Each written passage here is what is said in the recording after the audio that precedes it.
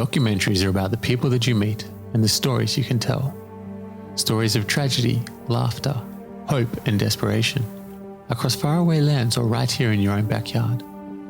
This podcast brings these stories to you, the listener, so that you can experience the adventures of documentary filmmaking in audio form while embarking on daily adventures of your own. Welcome to Barefoot Media's Stories Within Stories podcast with your host, Simon-Holland.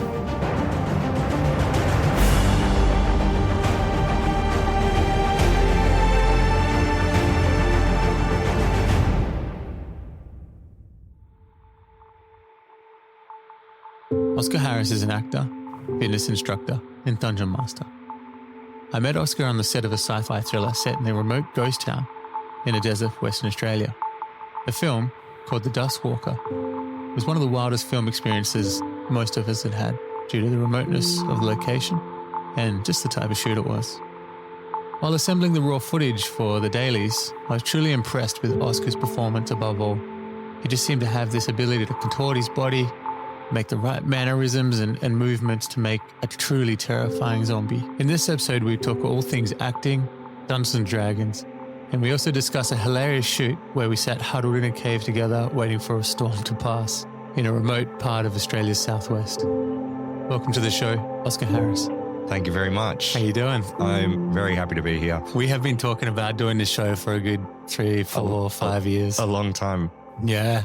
How long was it since we I feel like it was well before COVID, and that was like 3 to 4 years ago, and then probably 2, 3 years before that, so 7 years or something. I don't know. Time's lost all meaning.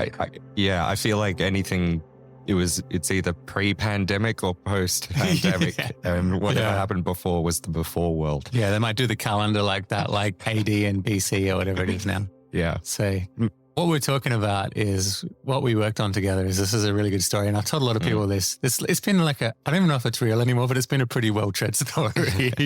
But it's about a music video that we had to shoot, very low budget music video. And it came in, it was for heavy metal, progressive heavy metal, like a Doom project. Doom, yes, perfect Doom. And I knew you from another movie, Dustwalker. We'll talk about that a little bit later. And I remember thinking, man, this guy's a good actor, like a good body actor. Like I think you move nicely, like, you know, like Andy Serkis when he played Gollum for Lord of the Rings, that kind of thing. So I was kind of like, I love the way he moves and holds his body. And like, I don't know, I just sort of thought, keep him in mind, you know. And this project came up and I needed someone wild that could handle a wild shoot because I knew it was going to be wild. And it had no money, right? And so the guy told me this. He's like, do whatever you want, be as creative as you can, but it has to be a storm, right? And so I checked the weather and it's like fine weather for the next like foreseeable 4 months or something like that. And I was like, oh shit. But I checked Warpole and there was a storm coming in like that week. And it was the last storm that Western Australia, the sunniest place on earth, was ever going to get for like months, right? So I called you up. I was like, hey bud, do you want to come and be in a music video down in Warpole? And I sort of cooked up this storm druid bone thing and you're like, absolutely. Absolutely. Oh, yeah. Well, I'd never been to Walpole either. It's, you know, interesting. It's so far down south. Yeah. You're basically facing towards Antarctica when you get there. Yeah. I was very keen to go. It's super remote, hey? Super wild, you know, but yeah, really fun. I don't even remember how much time you gave me before you told me about the project. It wasn't long. But, you know, for me, a lot of projects that I've worked on have been like that. Yeah. You know, someone calls me up, they needed someone for this or that, and then suddenly I'm in the car heading, you know.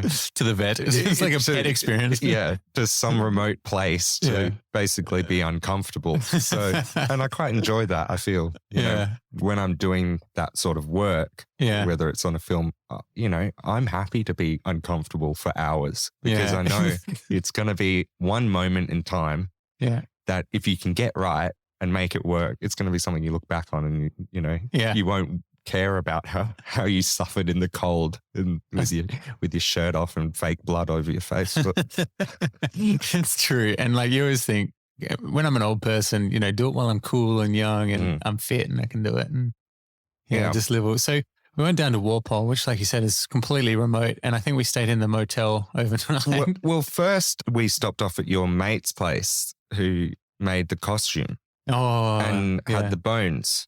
Yeah, that's right. And how I got those bones is rough because we went on another shoot up near Kalgoorlie or something, a ghost town up there, shooting a film. And I made these poor bastards pull over when we're staying in Kalgoorlie, and I see a dead cow on the side of the road. I'm like, pull over, because I'm on the lookout for bones. I'm literally like scooping dead cow off this, pulling like flesh and shit, and then put them in the car. So these poor bastards like, what the fuck? They're vegetarians as well. They're just like, they got a car full of half a dead cow. How did it smell then? So bad. So bad. So what we did to like clean them is I like roasted them in the sun. I roasted them in the barbecue. I like bleached them in bleach. Well, I can tell you that they didn't smell great. Even when we got them, I remember this acrid bone smell. And I remember I kept some after the shoot because I was like, oh, I want to do something interesting. You didn't want to have to, I was just like, you didn't want to have to go through what I had to do to get those bones. Like, yeah. I think they're probably still in a bucket somewhere. Oh, I think I gave you the bucket because that was dead and that smell got into it. It's never coming back. Yeah. But yeah, so we get in this car, we drive down, and I'm like, yeah, the storm's coming tomorrow.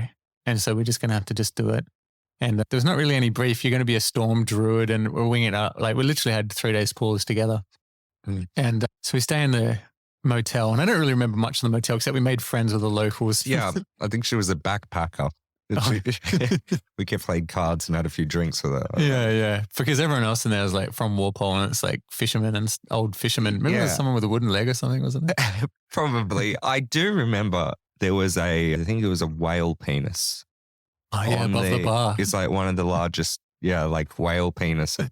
And it was like hoisted above the bar, like this relic of like, you know. That puts Walpole on the map probably. Like, Yeah.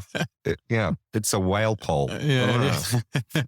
So we wake up really early in the morning, fucking early, like 6 a.m. whatever, and we trek out to these cliffs. The location's called Conspicuous Cliffs. And it was the biggest kind of like natural cliff formation that I could find as well, because we kind of wanted to look rocky and all this kind of shit. And we trek about an hour and a half of walking across this beach, sand sinking. I got a really good shot of you on my Instagram of that walk. And then we get there and I try to fly the drone and it's so fucking stormy and the drone can't even take off and stay in the wind. And I was like, that was the exact moment that I went, oh fuck, we're shooting in a storm. Yeah, that was hard. I remember you were playing with that for a while. Yeah. Was that the first day that we got there and you were just kind of checking it out? And the drone couldn't even sit in the air. The wind, the gales that southerly coming off Antarctica. It was crazy. Yeah, like looking into that bay, it just looked like a death trap. Like if you fell in there's no way getting out. Like the ocean looked pissed off in that corner. It was awesome. Well, how I found that place was this guy calls me up and he's planning a surf trip. He's a year older than me at school. And he's like, I used to bodyboard like crazy. And we talked to him about bodyboarding once and he's like, come on a bodyboarding trip, it's tomorrow. And I'm like, what the fuck? And I think someone had pulled out last minute and he didn't want to pay for the petrol himself. So he called me up. And I'm like, fuck yeah. He's like, this dude from school, did you remember whatever? I'm like, I don't remember him, but okay, let's go. And so we go down there and these guys are in the front seat of the car talking about bodyboarding, like pro bodyboarding and shit. And I'm sitting there going, man, these guys must be really, really good. Like, I'm like, shit, because they got double bodyboards and extra clothes. And I'm like sitting there going, I just got my old board, which I've had my whole life kind of thing. And we walk, do that trek with, we carry all that shit out there. They see the size of those waves in that bay like a death trap and they go, fucking no way. And I was like, I did not drive for 6 hours to not surf this. Man, you're a brave man. I remember you telling me that story and I was looking at that water. I have no idea what it looked like when you did it, but I looked in there and I just went like. Yeah. And I surfed one wave and I surfed Margaret River a fair bit, down there. And there's a certain power that comes and blasts you apart. When I got one of those on the head, as I was paddling out, I swam to the bottom and you see the turbulence rolling in towards you. And usually down North Point or something, there's about a foot gap you can kind of hide in. And if you don't get the turbulence, you're fine. This started rolling in and it's like fucking Star Wars or something, or Independence Day. You're just like, there's just turbulence rolling the rocks at the bottom. And I'm clinging to the bottom. I'm like, shit, that's going to get me. And it goes, pow, like whips me like a fucking tea towel, rolls my ankles just by whipping me. And I was like, I never felt power like that. Just the power of the water. Bro, I've never felt power like that Southern Ocean. Like, holy shit. And then sharks like That's what I was going to say. The only thing that lives in there is like great whites, bro, just hanging out. Yeah, krakens. It looks like Kraken place. Look, I mean, if you're going to go buy a Kraken, that's pretty badass. But I was like, that's what you'd want the drone for. Yeah. But to salvage the trip, I was like, I remember this is a good location, epic for a shoot. And then this came up and I was like, I know the place. And the storm was coming through. So we're checking out there. And then, we noticed there's a fucking storm rolling in and we get the shot, we sort of taking shots. And then it got so fucking psycho. We're like, we can't stay out here. I got a camera. Yeah. I think we called it at that point. And we ran and jumped in a cave. And then I remember, I remember sitting huddled with a cave, getting to know you. Yeah. Because we're just like, how long's this storm going to last? And I'm like, honestly, I think it was starting to think we had to be in cave all night. I think we went in there, had a little chill. Yeah. And then luckily got out and finished the shoot. But I got enough shots and I was like, I think I can cobble something together. It's supposed to be abstract kind of thing anyway. Yeah. Just a dude calling in a storm on a rocky cliff, Yeah, well, once we kind of sort out where we were going to shoot most of the character shots. Yeah. And we kind of had to work out how to light the bones on fire and stuff. Yeah. That was tricky. But I had this firelighter fluid. It's like a gel, liquid firelighters. Yeah. So I coated the bones on that. And actually you can kind of see in some of the shots, it doesn't quite soak in. But that actually worked quite well for that because it was transparent and caught fire. So I think we got enough of that stuff. But a fire in a storm also doesn't work. There's a lot of natural things that I probably should have foreseen that I didn't think about. Like a camera in the storm. Oh yeah, sure, that's a bad idea. But I think on a shoot like that, there's just going to be constant problems. And the thing is how you solve them. And, we kind of didn't know what to expect going in there. But I think we came out with a product that's pretty interesting. Oh, we cut it together and the guy loved it. He was like, fuck yes. I was thinking, I just didn't feel like I needed to talk about it until now. If anything, I feel like at the very end, there should be a planet just heading towards to just crush and or something like that. Like he conjures something. It's something else. I really like the shadow of a kraken in the distance. Yeah, I really like the Storm Druid thing because I think I used to play Warhammer 40k and I was what was I? What are they called?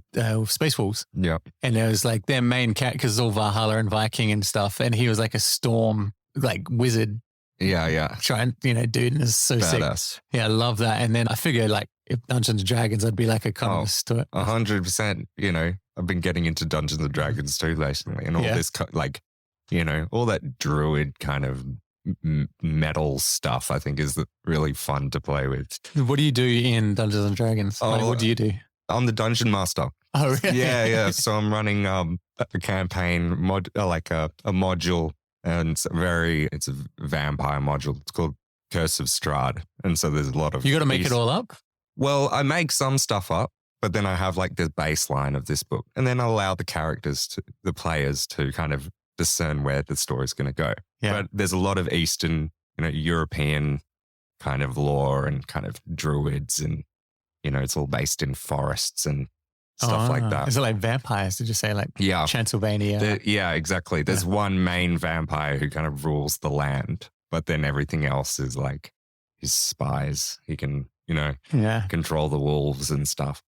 And does your acting, you'd be an epic dungeon master. Because normally a dungeon master is just the guy that works in a comic store, right? But you're bringing a whole nother thing to it. Well, that's the thing. When I was 18, I went to acting school and, I love doing accents.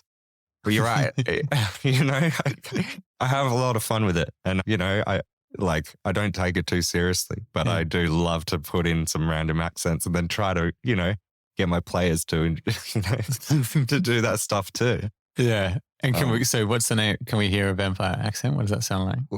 Well, Strahd, he speaks in a very confident, but, Yeah, I mix it up. There's the toy maker, Blinsky, and Blinsky is very welcome. You can do lots of different ones. You got the kind of rough, more thinking, more strong kind of individuals, you're Russians. And then you can have your sneakies. And, you know. Fuck me, this is crazy. But, you know, like Eastern Europe, they've got some badass